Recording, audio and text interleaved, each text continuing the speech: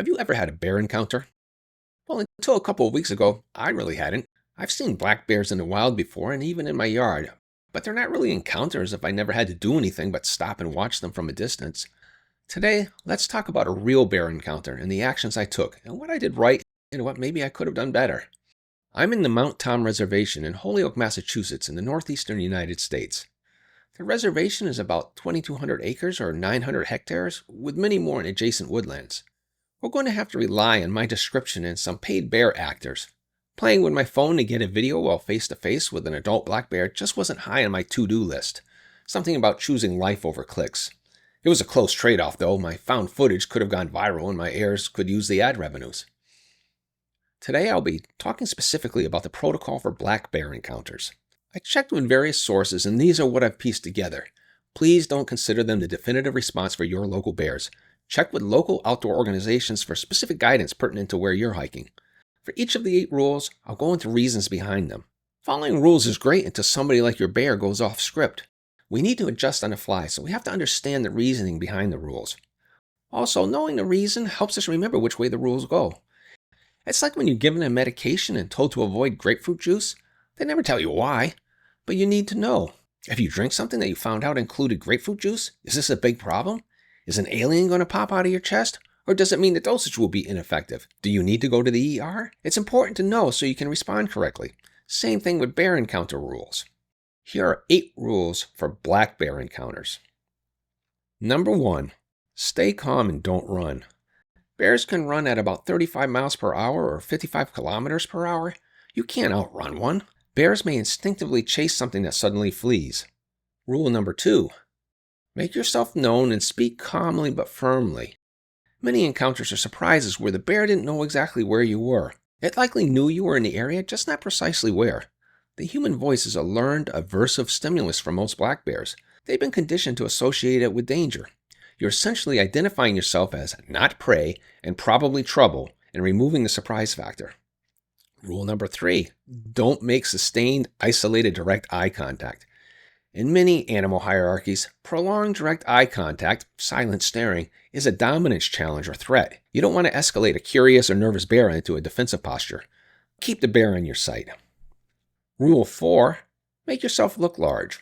A larger silhouette makes them think this thing might be more trouble than it's worth. Raising arms, opening a jacket, grouping together with companions all help. Rule number 5, back away slowly if you can, but don't turn your back. First, you're reducing the perceived threat to the bear because you're retreating, not challenging. Second, you're not risking the chase response that turning and moving away quickly might. Facing the bear also lets you monitor its behavior. Rule number 6, do not climb a tree. Black bears are excellent climbers, better than you. You're just making yourself penthouse dining. Number 7, if it charges, hold your ground. Many black bear charges are bluffs. The bear may be testing whether you're actually a threat or will flee. If you hold your ground, most bluff charges abort. If you flee, it may trigger a real attack. Don't play dead. That just takes away your perceived threat advantage. Rule 8, if it really attacks, fight back. Black bear attacks that persist past a bluff charge are more often predatory than defensive. Playing dead offers no benefit because this isn't I'm defending myself, it's meat's back on the menu, boys. Fighting back, targeting the eyes and nose changes the bill. You're an expensive meal. There's another rule that I call Rule 0 that I'll get into at the end after I describe the encounter and my response, so stand by for that. I'm at this intersection of 4 trails called Keystone Junction. I was about to turn from Keystone Extension to the Keystone Trail itself when my dog Kelsey stopped suddenly and stared intently down the trail. About 30 yards away, a large black bear was headed towards us. I pulled her back up the extension and warned 2 hikers we had just met moments before. I'd say their reaction was something between concern and dismay. They were young, maybe in their 20s. They had some wilderness skills. They had come down an unmarked trail and not on their reservation maps. They had good self-awareness. They had planned to get to the peak of Mount Tom, but realized they couldn't make it before dark. I think they had never encountered a bear before. They weren't run off and panic afraid, but more like, oh golly, now what? So recapping this situation, 2 less experienced hikers at my back that I don't want running off in a panic, a reactive dog who could go hostile at any moment. Dog black bear encounters generally do not go well for the dog or the owner. I had no time to assess the lay of the land or to brief the others on what to do. I also had a pouch of dog treats with me which could have smelled tempting. One saving grace, there were no cubs. A mother bear protecting cubs is a fundamentally different and more dangerous situation. Her threat threshold is much lower, and she's more inclined to attack if she sees you between her and her cubs. At this point, the bear was pretty close to the intersection. I could see it here near where I stood. The bear knew we were in the area. 3 sweaty hikers and a dog don't need to be seen to be detected. I figured the other hikers would probably stand by and watch if I acted decisively, eliminating turning and running. I started clapping and talking to the bear, pretty rudely actually, not enough for it to file a complaint with Bear Resources, but probably more than I needed to. That is often enough to send a black bear running off. Well, not this time. The bear was clearly habituated to human presence and didn't consider me a threat worth immediately fleeing. One good thing, the dog did not strain at the leash. She stood by and watched, which is exactly what I needed. However, it did complicate retreating. She could have seen that as a cue to start asserting herself. I raised my arms, the classic make yourself look bigger, and continued to command the bear to go away. It looked at me for 15 seconds from about 15 feet away. It didn't bluff charge. I offer my clean undershorts as proof of that, which was fortunate because I still don't know how Kelsey would have reacted. Finally, it wandered off into the woods to our right. Successful encounter, end of story, right? Well, yes and no. I've had a lot of time to think about it, not to second guess myself, but to learn and improve. Here's what I think after going back over the situation from various angles. First, the pluses.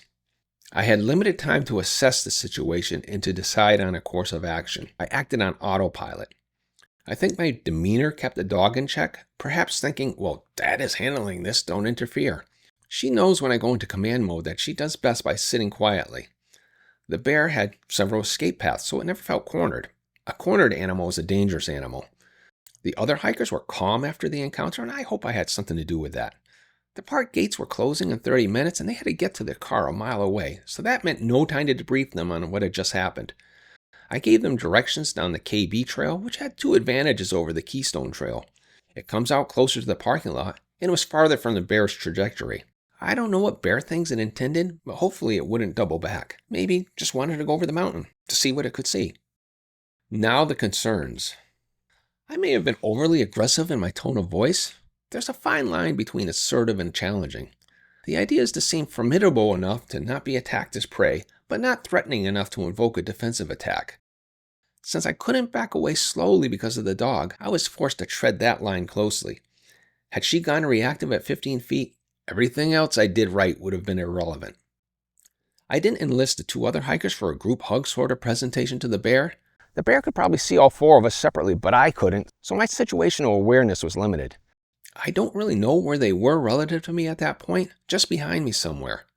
From the trajectory of the bear's wanderings, it seems in retrospect that a confrontation was not inevitable. It seems unlikely it would have taken a sharp right turn and come towards us. Instead of launching directly into action, I could have made use of what I referred to earlier, Rule 0. Avoid the confrontation if at all possible. That does not mean turning and running. It means a controlled retreat, preemptively applying Rule 5 before getting too close. In this case, it likely would have passed right by.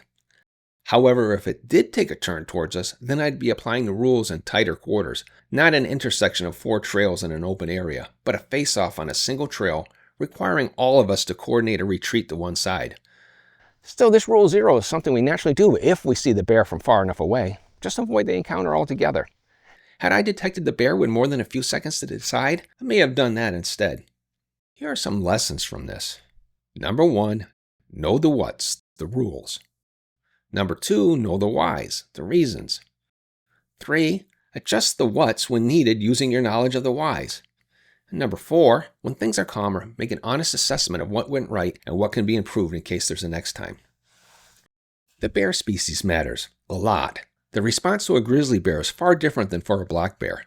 Know before you go. You can't look it up while you're under attack. What would you have done different in this situation? Are there any bear experts watching this? What could I have done better? Please tell us your thoughts so we can all learn from this. Oh, and about that grapefruit in medicine. Grapefruit contains chemicals that interfere with enzymes that act as buffers for some medications. Without that, your body absorbs a lot more of the drug at once, turning a standard dose into an unpredictable overdose. That's why just knowing the rule isn't enough. You have to understand the mechanism or you risk being too casual and getting the alien chest-popping thing happening to you. If you appreciate this content, please like, share, subscribe, and comment on this or other topics you'd like me to cover. And if you haven't seen this video, please take a look at it now. Thanks for watching.